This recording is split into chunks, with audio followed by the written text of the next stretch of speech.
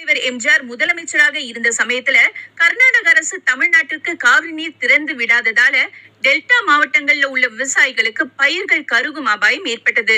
அந்த நேரத்துல கர்நாடக முதலமைச்சர் ராமகிருஷ்ணா ஹெக்டே உடல்நிலை சரியில்லாத காரணத்தால மருத்துவமனையில அனுமதிக்கப்பட்டிருந்ததால அந்த சமயத்துல புரட்சி தலைவருக்கு யாரை தொடர்பு கொள்றதுன்னு தெரியல. அதனால தன் கூட 2 அதிகாரிகளை மட்டும் அழைத்து கொண்டு கர்நாடகாவுக்கு விமானத்துல புறப்பட்டாரு. எம்ஜிஆர் வந்ததை தெரிஞ்சுக்கிட்ட கர்நாடக கல்வி அமைச்சர் ரகுபதி நேரடியா பெங்களூர் விமான நிலையத்துக்கே போய் எம்ஜிஆர் அவரோட வீட்டுக்கு வரவேற்று உணவு பரிமாறினாரு. சாப்பிட்டு கொண்டிருக்கும் போதே ரகுபதியிடம் பேசிக் கொண்டிருந்த புரட்சி தலைவர் சாப்பிடும் போதும் சரி, சாப்பிட்ட பிறகும் சரி, பக்கத்துல இருந்து தண்ணீரை குடிக்கவே இல்லை.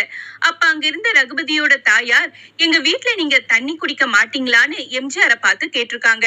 அதற்கு புரட்சி தலைவர், எம்ஜிஆர், நானா தண்ணி குடிக்க மாட்டேன்னு சொல்றேன், உங்க மகனும் அவருடைய நண்பர்களும் தான் எனக்கு தண்ணீர் தர மறுக்கிறாங்கன்னு சொன்னாரு. இதை கேட்ட கர்நாடக அமைச்சர் ரகுபதியும் அவரோட அம்மாவும் மனம் கலங்கி உடனடியாக நீர்வளத்துறையை தொடர்பு கொண்ட ரகுபதி அடுத்த நாளே தண்ணீர் தர ஏற்பாடு செஞ்சாரு.